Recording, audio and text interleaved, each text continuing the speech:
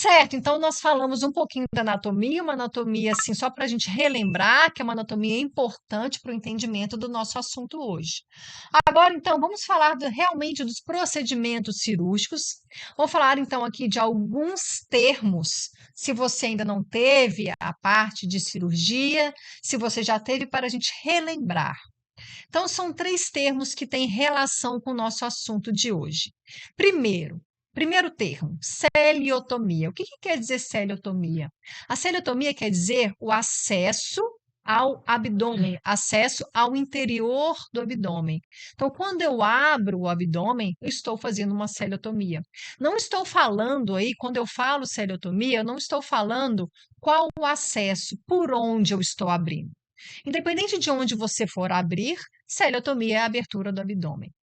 E quando eu falo celiotomia mediana, aí sim eu já estou colocando, deixando claro para quem está ouvindo, que eu estou fazendo uma abertura do abdômen, mas necessariamente é na linha média, ou seja, ventral. Então, deixa eu pegar aqui meu modelinho. Então, eu vou fazer uma incisão necessariamente aqui nessa região. Nós vamos falar um pouquinho mais daqui a pouco sobre isso. E um outro termo importante que a gente costuma falar muito mais, ou ouvir falar muito mais nesse termo, quando a gente fala em grandes, principalmente quando a gente fala em bovinos, que é o termo de laparotomia. O que quer dizer laparotomia? Láparo quer dizer flanco. Então, quando eu falo laparotomia, eu estou falando que eu estou realizando uma celiotomia, é uma abertura do abdômen, só que necessariamente é pela região do flanco, tá? Então, laparotomia é uma celiotomia, certo? Então, quando eu falo laparotomia, tem que ficar implícito que a minha incisão vai ser nessa região aqui, ó. Depois a gente vai discutir os pontos anatômicos que delimitam essa região e onde nós vamos fazer de forma correta a nossa incisão. Ainda dentro desse assunto, eu quero trazer, relembrá-los também de outras nomenclaturas que têm relação com o tema.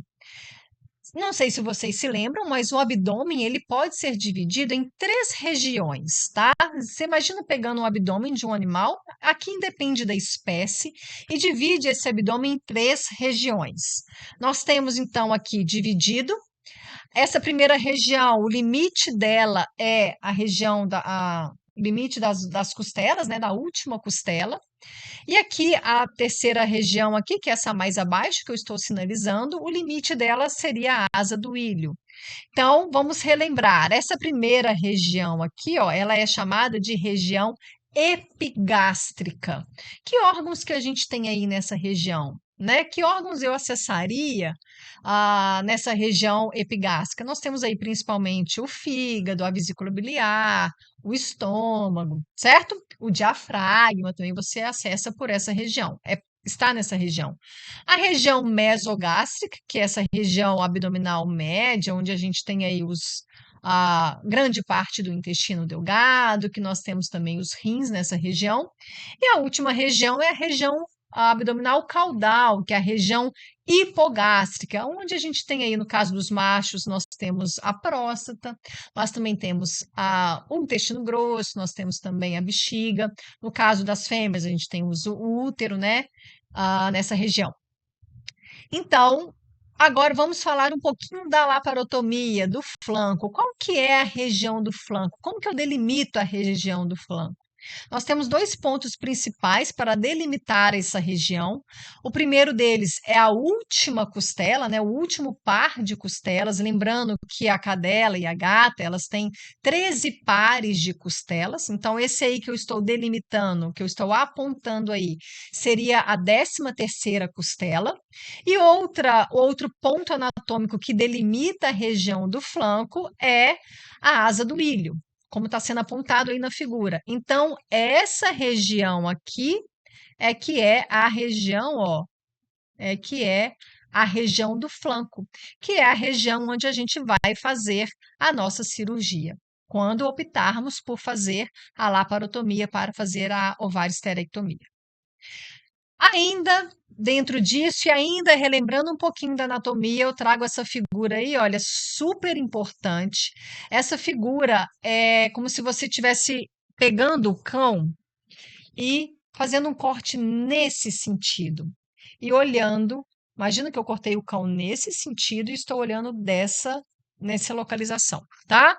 Então aí nós temos, eu trago isso porque você precisa saber quais são os músculos que compõem essa região, para saber quais são os músculos que você vai incisar ou não vai incisar, dependendo do acesso que você escolher. Então aqui nós temos, vamos começar pela lateral, por essa região então aqui, ó, do flanco do animal. Isso aqui para qualquer espécie, tá, pessoal? Então nós temos aqui, olha, três músculos principais. Nós temos o músculo oblíquo abdominal externo, tá? O oblíquo abdominal externo. Depois nós temos o oblíquo abdominal interno e por último, ou mais internamente, nós temos o músculo transverso. Então, vamos pegar nessa figura aqui mais abaixo, olha, oblíquo abdominal externo, oblíquo abdominal interno e músculo transverso. E, obviamente, interior ou interno ao músculo transverso, bem grudadinho nele, nós temos o peritônio, tá? E aqui nós temos na região do abdômen ventral mesmo, não mais na lateral, mas ventral mesmo, nós temos o músculo reto do abdômen. E aí eu trago, então, chamo a atenção para vocês de uma estrutura muito importante, que vai ser importante aqui na nossa aula, que é a linha branca. Também conhecido como a linha alba, também conhecido como a linha média. Eu não sei como você aprendeu na sua faculdade, eu particularmente chamo de linha branca. Então, quando eu falar linha branca, entenda como linha média ou entenda também como a linha alba, do jeito que você aprendeu aí, tá? Os três termos são corretos. Então, o que que é a linha branca? Olha que legal essa figura.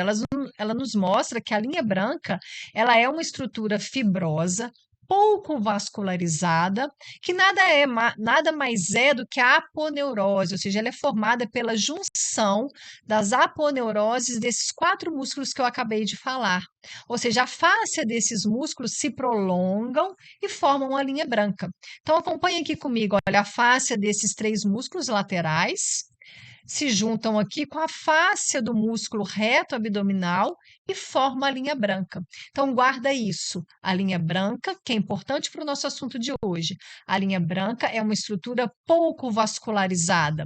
Por que que eu estou chamando atenção para esse ponto? Se ele é um tecido pouco vascularizado, é formado por aponeuroses, é um tecido fibroso, qual que é a importância de saber isso? Você tem que lembrar que a linha branca, ela cicatriza de uma forma muito demorada. Se você for comparar a cicatrização de um músculo com a cicatrização de uma linha branca, a linha branca, ó, demora muito mais, justamente porque ela tem pouca vascularização.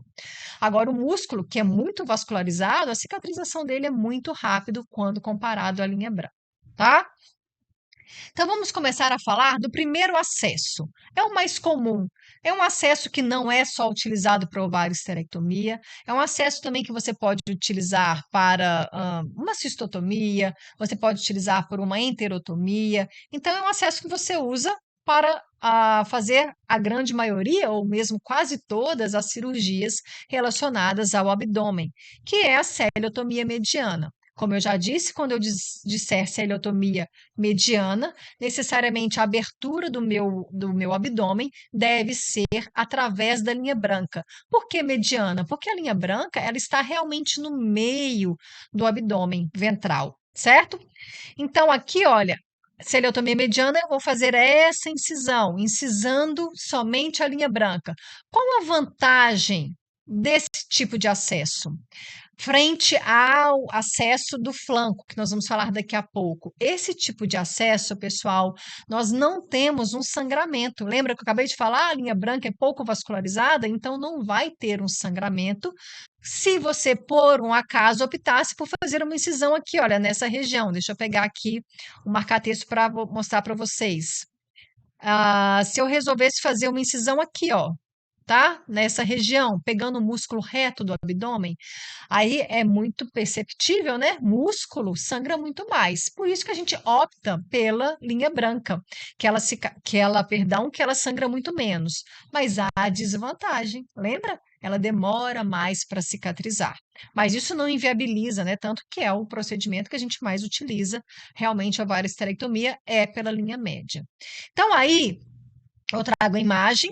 Quando nós vamos fazer a ovariesterectomia, nós vamos fazer uma celiotomia mediana retroumbilical. O que que quer dizer? Que é do umbigo para baixo, do umbigo até o tendão pré-púbico, como eu coloquei aí, como está sinalizado aqui, retroumbilical. Se você faz uma incisão, vamos supor, você vai fazer uma incisão para fazer uma cirurgia de estômago.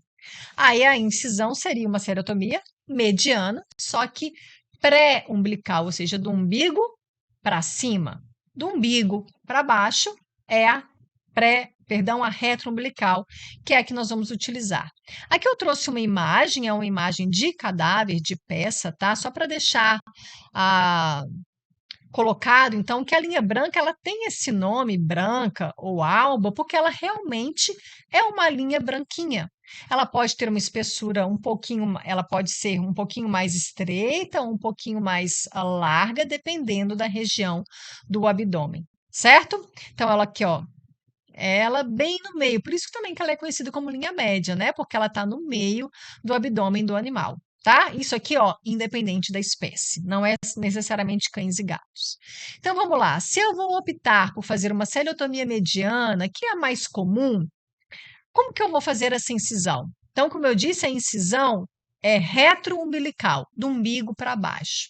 Só que aí eu trago uma regrinha importante. Para você fazer uma ovariesterectomia por celiotomia mediana em gata, é diferente da celiotomia mediana em cachorras, em cadelas, o local da incisão.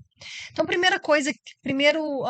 dica que eu dou, você vai dividir o abdômen retroumbilical, ou seja, do umbigo para baixo, em 3 regiões, em 3 terços, tá?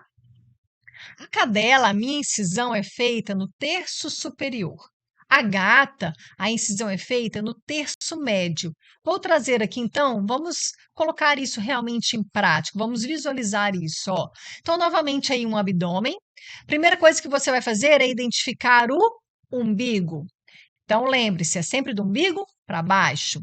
Então, vamos dividir esse abdômen em 3 regiões. Agora, não pegando o abdômen todo, eu estou pegando só o abdômen do umbigo para baixo. Então, aqui eu tenho o primeiro terço, terço médio e terço inferior ou último terço. Então, as cadelas, pessoal, a incisão tem que ser no terço inicial, ou seja, você pega o umbigo e faz a incisão. Que tamanho que tem que ser a sua incisão? Essa é uma questão muito importante, né? Porque tem muita gente que se preocupa em querer fazer uma incisão minúscula. Eu acho que você já deve ter visto aí nas redes sociais, né, na internet, muitos veterinários que inclusive pegam uma moedinha muito pequena, às vezes uma lâmina de bisturi para mostrar o tamanho da incisão, né? O que que eu falo sempre para os meus alunos? O tamanho de uma incisão, ela tem que ser o tamanho que tem que ser no sentido de ter segurança. Não há por que você fazer uma incisão minúscula, principalmente se você estiver começando a fazer cirurgia, e colocar o animal em risco. Não fazer uma ligadura de forma adequada, não tirar completamente o ovário, deixando um pedaço do ovário para trás, não tirar o corpo uterino de forma adequada, deixando muito corpo uterino para trás. Então, não há vantagem em ter uma incisão de menos de 1 centímetro e comprometer a saúde, comprometer a eficiência do seu procedimento. É óbvio que quanto mais cirurgia você faz, menor vai ficar a sua incisão, tá? Então não se preocupe se quando você começar a sua carreira de cirurgião, a sua incisão não tiver 2 centímetros, tiver 4 centímetros, tiver 3 centímetros numa gata, não há problema nenhum, desde que você esteja fazendo com segurança.